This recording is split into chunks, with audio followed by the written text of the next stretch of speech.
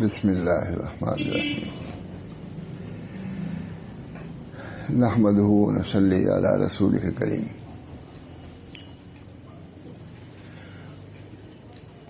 اعوذ باللہ من الشیطان الرجیم بسم اللہ الرحمن الرحیم لقد خلقنا الانسان فی کبد صدق اللہ آخری فصل امام غزالی اپنی کتاب جو منہاج العابدین غالباً ہے اس کی آخری فصل ہے، ہم نے بھی نقل کر دیا، اس کتاب کی بھی آخری فصل ہے، نہایت اہم فصل ہے۔ اللہ تعالیٰ اس فصل کے مضامین کے مطابق اپنے کو بنانے کی توفیق فرمائے۔ فرما رہے ہیں امام غزالی، یہ راستہ روحانی راستہ ہے، یہ راستہ جسے دل طے کرتے ہیں، اس کی بھی ضرورت ہے ہمارے، اگر اور لوگوں کا راستہ جسمانی وہی تو ختم ہو جاتا ہے، لیکن ہمارا راستہ تو دل کا ہے، وہ تو جاری رہے گا جب تک کہ منزل مقصود تک پہنچ جائے۔ پھر جاننا چاہیے کہ جو کچھ اس باب میں محقق ہے وہ یہ ہے، یہ سارا راستہ لمبا اور چھوٹا ہونے میں ان مسافت کی طرح نہیں جن کو آدمی قدموں سے طے کر سکے، بہت لمبا راستہ، اور قدموں سے چھوٹا بھی اگر ہو تو ان قدموں سے نہیں طے ہوگا، روحانی راستہ ہے، دلی راستہ، ان مسافتوں کی طرح نہیں جس کو آدمی قدموں سے طے کرتے ہیں، پھر نفس کی قوت اور ذوق کے مطابق اسے طے کرتے ہیں،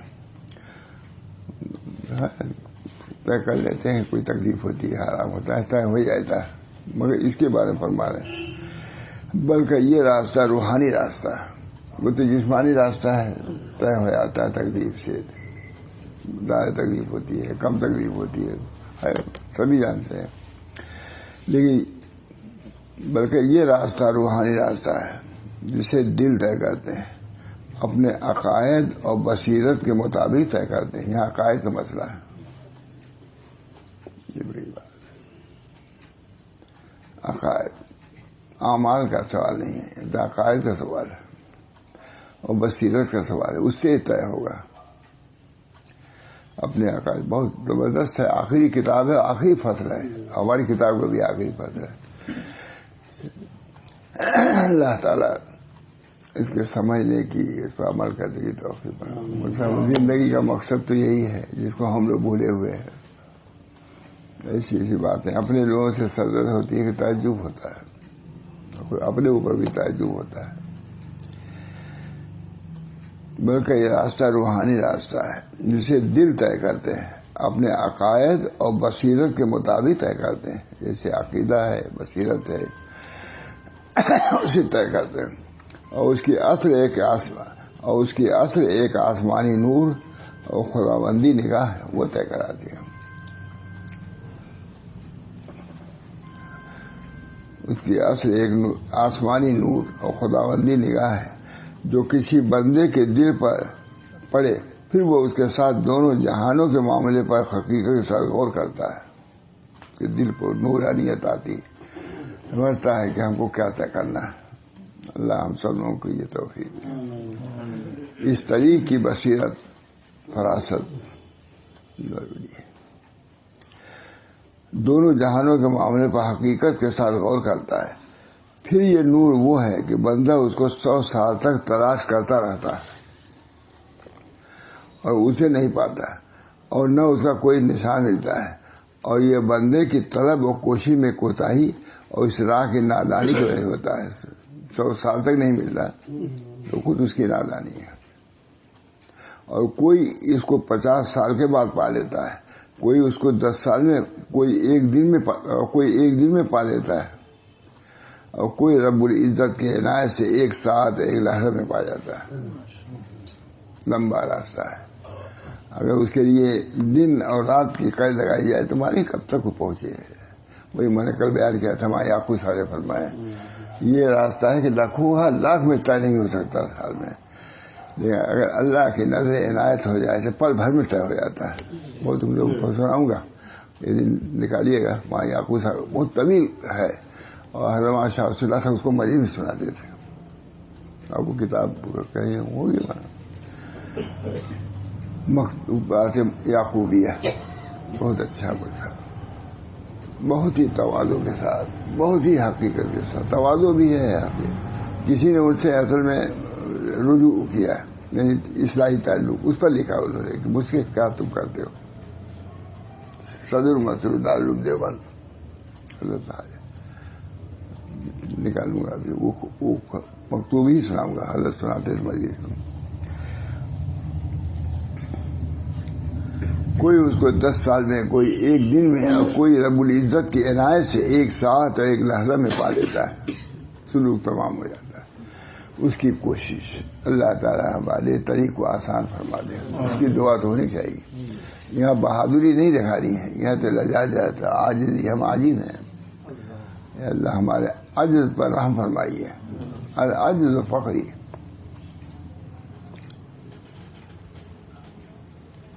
اور وہی ہدایت کا وادی ہے. لیکن بندے کو کوشش کا حکم دیا گیا ہے، ملے گا تو ان سے کوشش تم کو کرنا ہے. اور اس حکم کی تعمیر اس پر لازم ہے. تلاش، طلب مل گئی، سب کچھ مل گیا. گر نہ خاص داد نہ داد خاص، اگر وہ دینا نہ چاہتے تو طلب بھی نہ دیتے. یہ مضامین معمولی علمی مضامین ہے اور اصل مضامین ہے.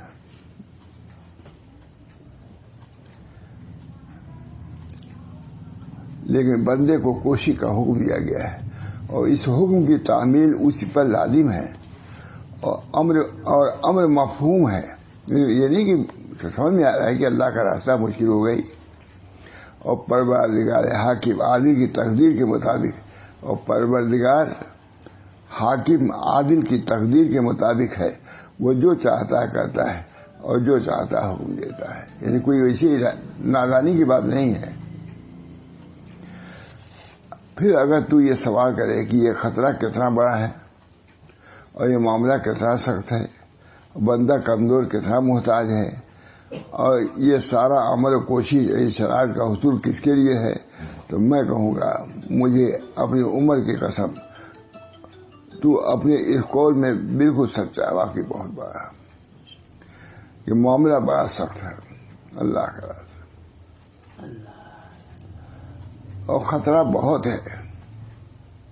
اسی لیے اللہ تعالی نے فرمایا لقد خلقنا الانسان فی کبد، ہم نے انسان کو محنت میں پیدا ہی کیا ہے.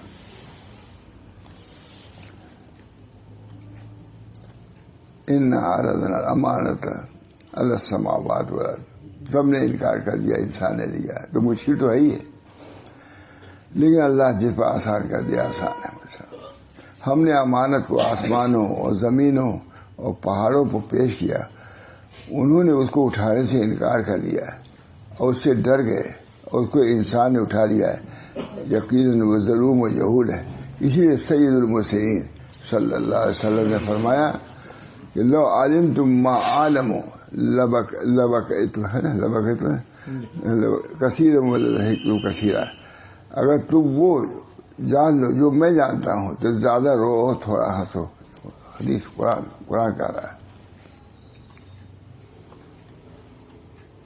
اگر تم وہ کچھ جان لو جو میں جانتا ہوں، یہ سب حدیث ہے، حدیث قرآن ہے میرے صاحب، یعنی کہ کوئی بزرگوں کا قول ہے، ارشاد ہے، قرآن ہے.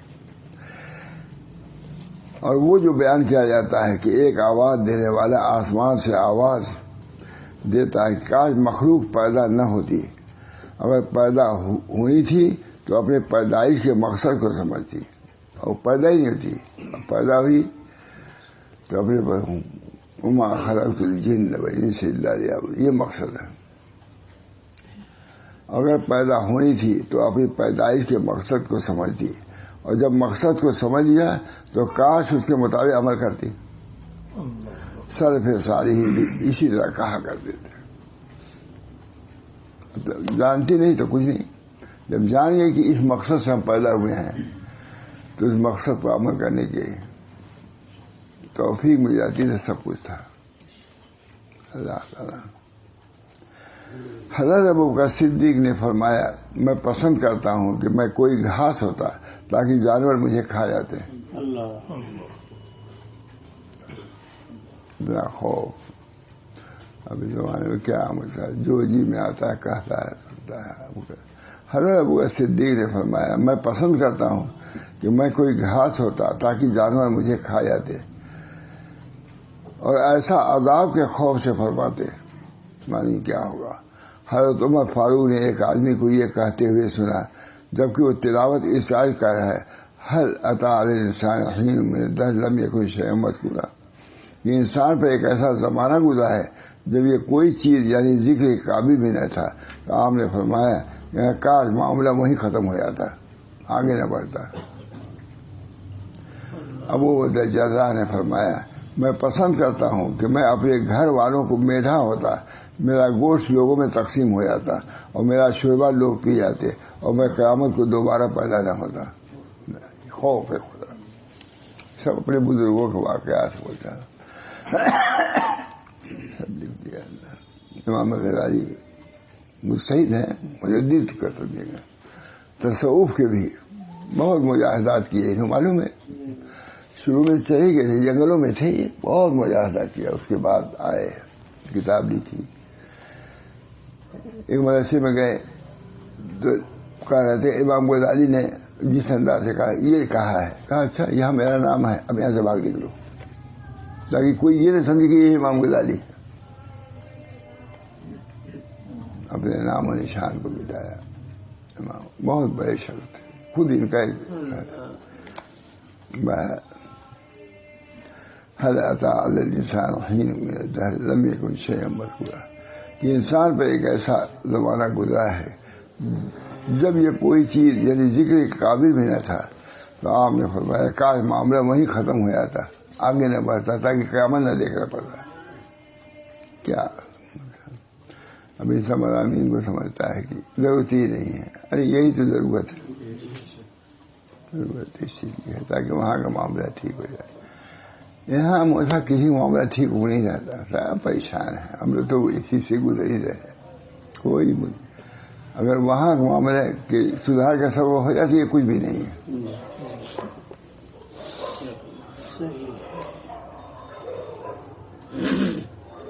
فضیل ابن عیاض نے فرمایا کہ نہیں سب اکابر ہے. فضیل ابن عیاض نے فرمایا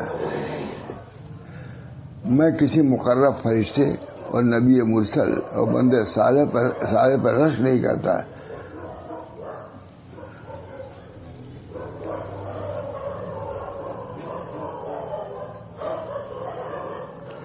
کیا قیامت کے روز ان پر عتاب نہیں کرے؟ ان پر بھی ہو تو کیا رشک کروں؟ میں تو صرف اس پر رشک کرتا ہوں جو پیدا نہیں ہوئے. یہ انبیاء پر رشک ان سے بھی سوال ہونا، جو مجھ سے بھی سوال ہونا تو پھر نڈر ہونے کا، بے خوف ہونے کا کوئی سوال ہی نہیں پیدا ہوا. بہت اچھا ہے. فضیل ابن عیاض نے فرمایا یہ وہی ہیں، وہی ڈاکو. اور یہ فرما رہے ہیں میں کسی مقرب فرشتے اور نبی مرسل اور بندے صالح پر رشک نہیں کرتا. کیا قیامت کے روز ان پر عتاب نہیں کیا جائے گا؟ میں تو صرف اس پر رشک کرتا ہوں کہ جو پیدا نہیں ہوئے، ان سے بھی سوال ہوگا.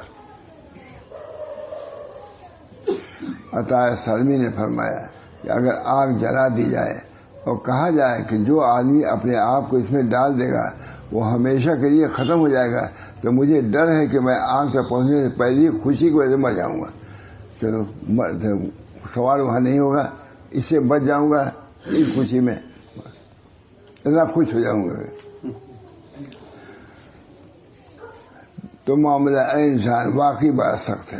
کئی دفعہ میں نے اس کو دیکھا، سنانا چاہا، میں نے کہا آپ تھوڑا سا سنا ہی لوں، اپنے لیے سنا لوں. تو معاملہ انسان واقعی بڑا سخت ہے جیسا کہ تو نے کہا ہے، بلکہ وہ تیرے وہم و گمان سے بھی زیادہ سخت اور عظیم ہے. لیکن یہ ایک ایسا معاملہ ہے جو تقدیر میں عدد سے نافذ ہو چکا ہے، کچھ دیکھ نہیں ہوگا. اور غالب جاننے والے کی تدبیر نے اور غالب جاننے والے کی تدبیر نے اس کو جاری کیا ہے. تو اب بندہ کے لیے اس کے سوا کوئی چارہ نہیں کہ وہ اللہ تعالیٰ کی غلامی اور اللہ تعالیٰ کی رسی کو ہمیشہ کے لیے عاجزی سے پکڑ لے. بس اس سے بچنے کی صورت صرف اللہ سے التجا بتا دیا انہوں نے. یہ چیز ہے بہت مشکل لیکن آنے والی ہے. تو اس آنے والی سے بچو گے کیسے؟ اللہ کی رسی.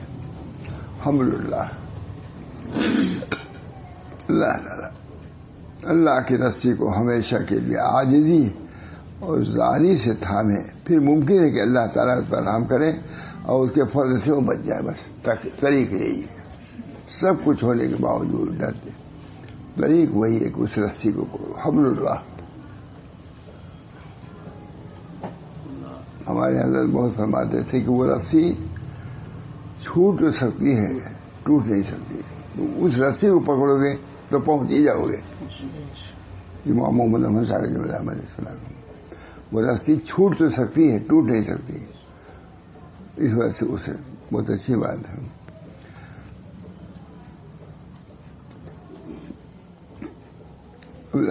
معاملہ اے انسان واقعی بڑا سخت ہے جیسا کہ تو نے کہا ہے, بلکہ وہ تیرے وہم و گمان سے بھی بہت زیادہ سخت اور عظیم ہے.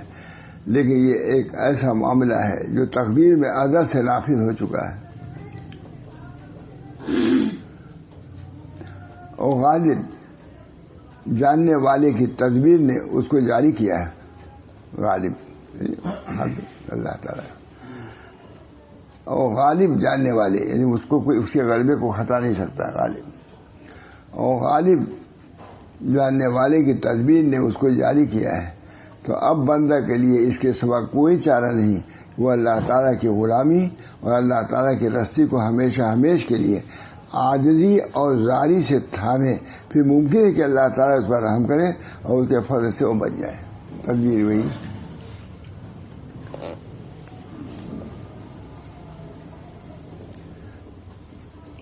باقی رہا تیرا یہ کہنا کہ یہ سب کچھ کیوں ہے.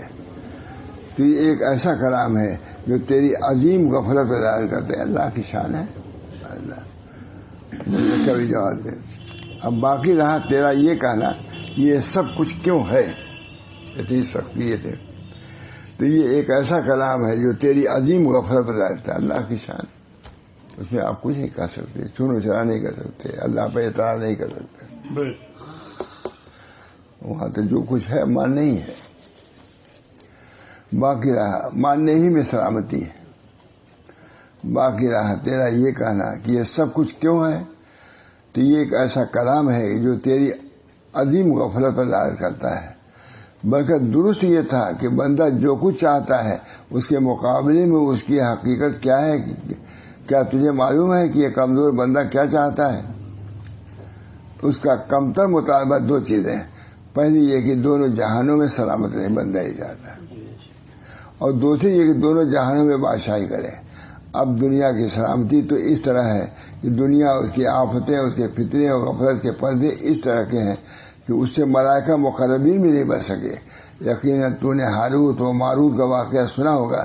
یہاں تک بیان کیا جاتا ہے کہ جب بندے کے روح کو آسمان پہ لے جاتے ہیں تو آسمان کے فرشتے تعجب سے کہتے ہیں کہ اس دنیا سے کس طرح بچ کر آ گیا جہاں ہمارے بہترین فرشتے بھی تباہ ہو گئے.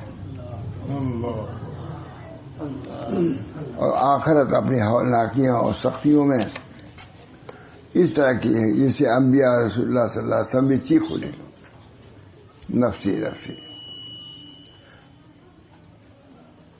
لا اسرک اليوم الا نفسی, مجھے بچا لے, میں تجھ سے صرف اپنی جان کی امان چاہتا ہوں. یہ سب ہونے والا ہے مجھے. سب قرآن حدیث لکھ رہے ہیں. یہاں تک کہ بیان کیا جاتا ہے کہ اگر کسی آدمی کے ساتھ 70 نبیوں کے عمل بھی ہوں تو وہ بھی یہ سمجھے گا نجات مشکل ہے.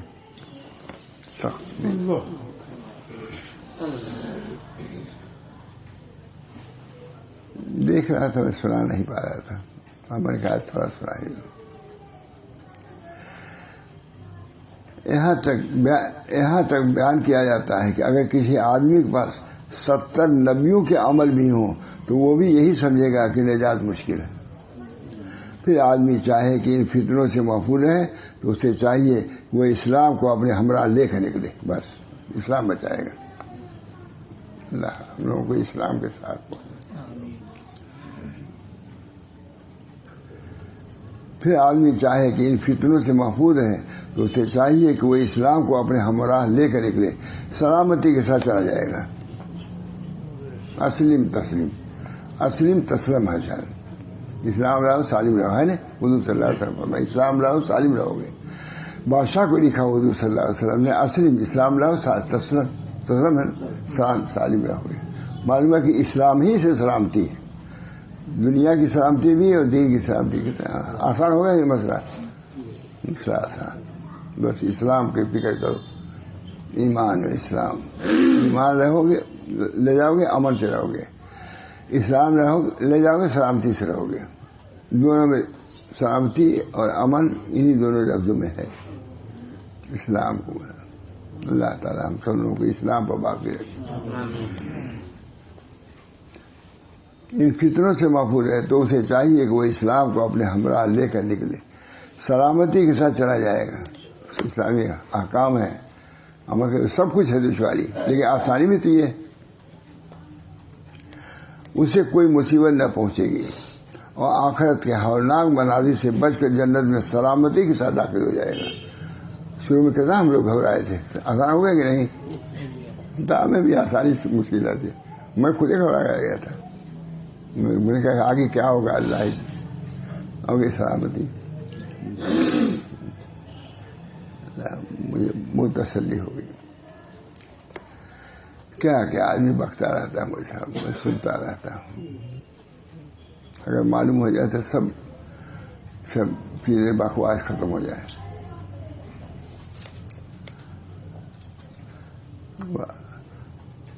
جو شخص چاہتا ہے کہ فتنوں سے محفوظ رہے تو اسے چاہیے وہ اسلام کو اپنے اسلام کو عمل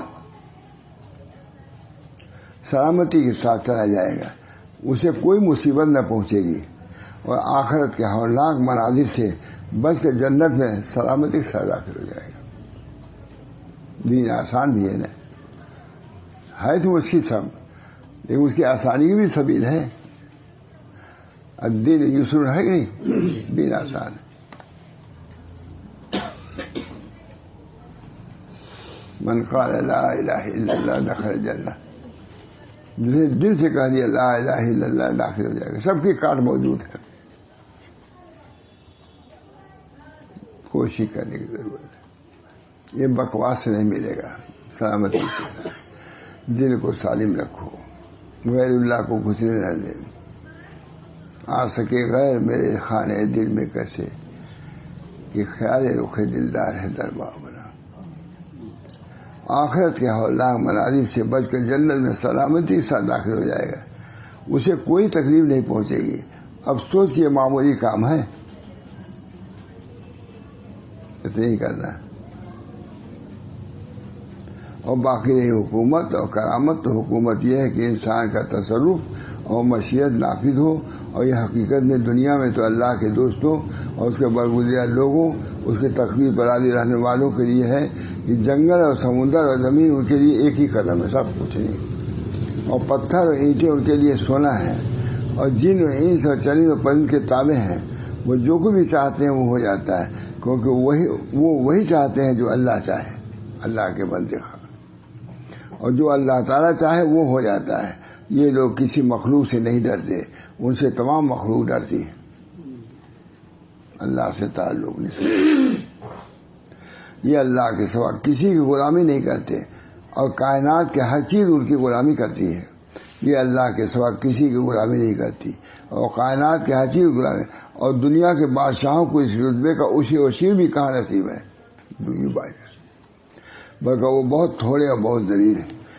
باقی رہی آخرت کی بادشاہی تو اللہ تعالیٰ فرماتے ہیں اذا رأیت ورأیت نعیما ملک، جب تم اس کو دیکھو گے تو بڑا ملک، یہ تو دنیا میں ہے، اور آخرت کی بات سنو، باقی آخرت کی بادشاہی تو اللہ تعالیٰ فرماتے ہیں وَإِذَا رَأَيْتَ ثَمَّ رَأَيْتَ نَعِيمًا وَمُلْكًا كَبِيرًا، جب تو وہاں دیکھے گا تو ایک بڑا ملک اور نعمتیں دیکھے گا، اور جس کو رب العزت ملک کبیر فرمائے اس کی عظمت کا کیا اندازہ ہے. ملک کبیر وہ ہے, یہ کچھ نہیں ہے, وہ ملک کبیر. اور یہ تو جانتا ہے کہ دنیا ساری کی ساری تھوڑی ہے, اور اس کی ابتدا سے لے کر انتہا تک ساری عمر بھی بہت تھوڑی ہے, اور ہم میں سے کسی ایک آدمی کا حصہ اس تھوڑے میں سے تھوڑا ہے, اور پھر بھی ہم میں سے بعض آدمی اس کو حاصل کر لیتے ہیں, اور پھر اس کی مدت بھی تھوڑی ہے. اگر اسے حاصل ہو جائے تو لوگ اس سے مغرور سمجھتے ہیں, بلکہ اس پر رش کرتے ہیں, اور جو کچھ اس نے اس حاصل کرنے میں اپنی جان اور مال کو خرچ کیا ہے اس کو زیادہ سمجھتے ہیں. جیسا کہ میرے ساتھی نے جب اپنے سامنے پھاٹک کو دیکھا تو رونے لگا, اور اسے یقین کر لیا کہ ہم قیصر سے ملنے والے ہیں. تو میں نے اس سے کہا تیری آنکھیں نہ روئیں, ہم بادشاہ سے ہلا کر کے دولت حاصل کریں یا مر جائیں گے تو دنیا ہمیں معذور سمجھے گی. خیر, پھر اس دنیا کی کیا حال ہے جو ہمیشہ رہنے والی جنت میں بہت بڑی حکومت چاہتا ہے. پھر اس دنیا کا کیا حال ہوگا جب ہمیشہ رہنے والی جنت میں بہت بڑی حکومت چاہتا ہے کہ وہ اس کے مقابلے میں ان 2 رکعتوں کو جو اللہ تعالیٰ کے لیے پڑھتا ہے, یا 2 درہم جو خرچ کرتا ہے, یا 2 راتیں جو جاگتا ہے, ان کو کافی سمجھتا ہے. ہرگز نہیں, بلکہ اگر اس کے پاس 1 کروڑ بدن ہوں اور 1000 2000 روحیں ہوں اور 1000 2000 عمریں ہوں, اور ہر عمر دنیا کو عمر کے برابر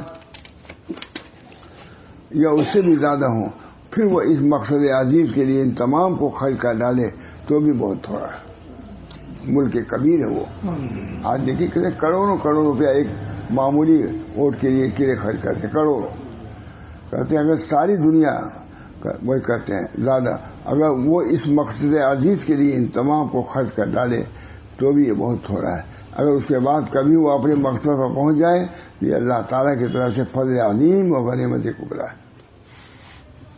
سو اے مسکین, اس غفلت کی نیند سے بیدار اب آئے. جب اتنی بڑی نعمت ہے تو اس کے لیے کوئی مجاہدہ کرنا ہوگا, کچھ چھوڑنا ہوگا, کچھ کرنا ہوگا. سو اے مسکین, اس غفلت کی نیند سے بیدار ہو جاؤ. پھر میں نے غور کیا کہ بندہ جب اللہ کی اطاعت کرتا ہے اور اس کی خدمت کو لازمی سمجھتا ہے اور اپنی عمر بھر بھی اس راستے پر چلتا رہتا ہے تو جو کچھ اللہ تعالیٰ اس کو عنایت فرماتے ہیں وہ 40 کرامتیں کراتے ہیں. 20 تو ان میں سے دنیا میں ہیں اور 20 ان میں سے آخرت میں ہوں گی.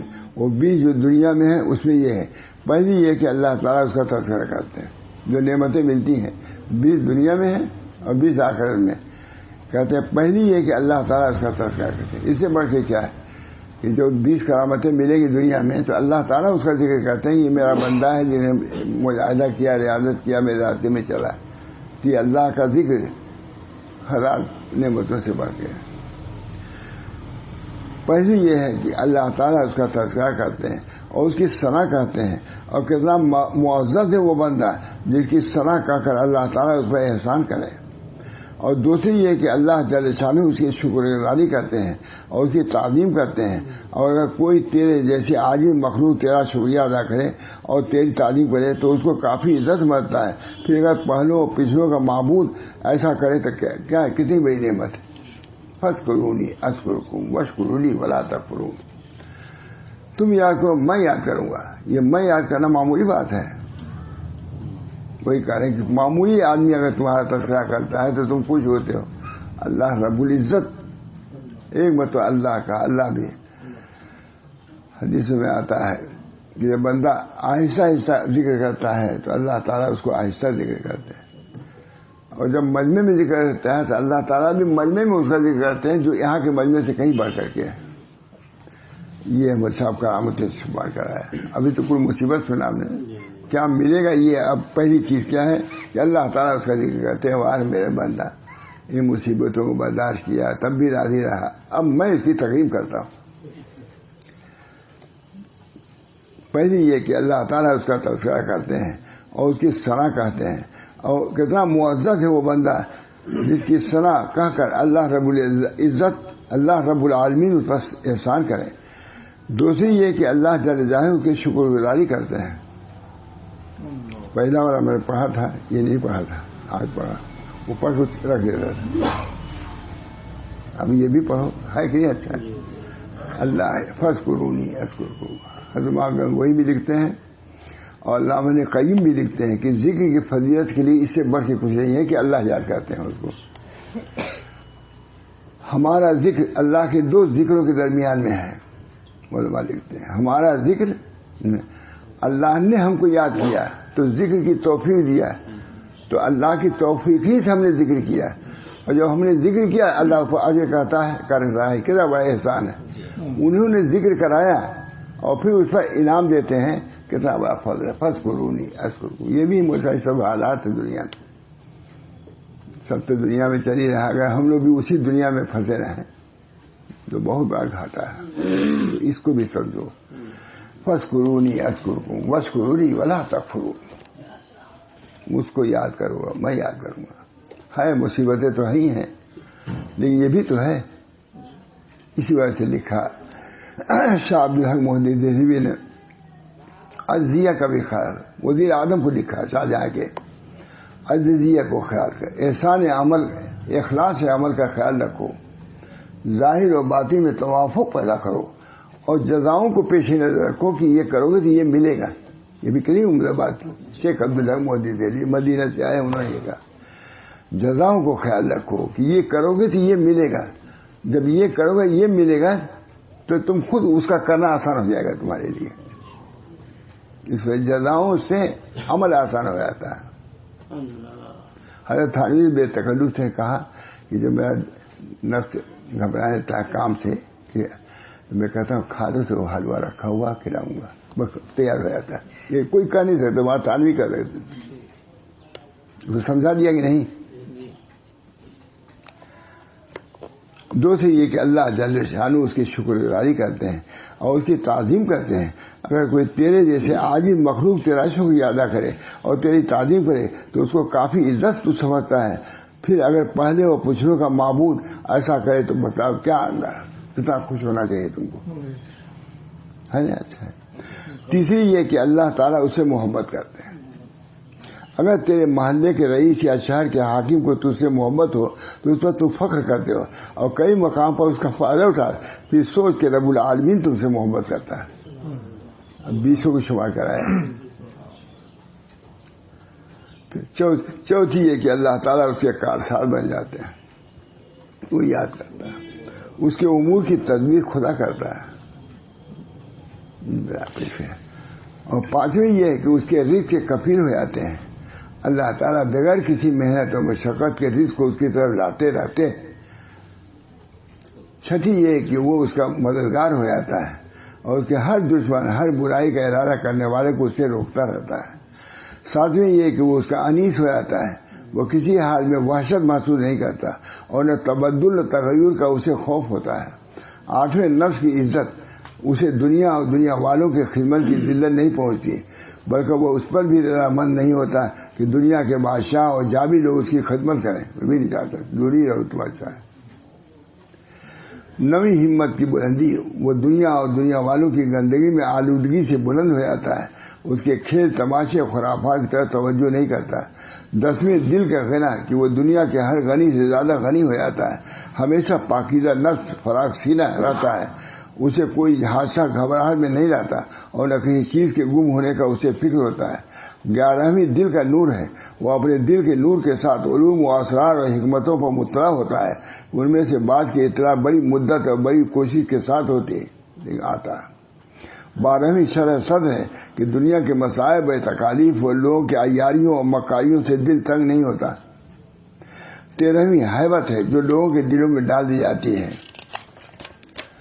کہ سب نیک و بد اس کا احترام کرتے ہیں اور ہر فرعون اور جابر اسے خوف کھاتے ہیں. 14ویں دلوں کی محبت ہے، اللہ تعالیٰ اس کے لیے دلوں میں محبت پیدا کر دیتے ہیں کہ تمام دل اس کی محبت پر مجبور ہو جاتے ہیں اور تمام لوگ اس کی تعظیم پر بے اختیار ہو جاتے ہیں. 15ویں برکت عامہ ہے جو اس کے کلام اور نفس یا پھیر یا کپڑے یا مکان غرض ہر چیز میں پیدا ہو جاتی ہے، یہاں تک کہ لوگ اس مٹی کو متبرک سمجھتے ہیں جو اس کے پاؤں کے نیچے آ جاتی ہے، اور اس جگہ کو جہاں وہ کسی دن بیٹھا ہو اور اس انسان سے جسے اس کو دیکھا ہو اور اس کے ساتھ کچھ صحبت اٹھائی ہو اس کی بھی عزت ہو جاتی ہے.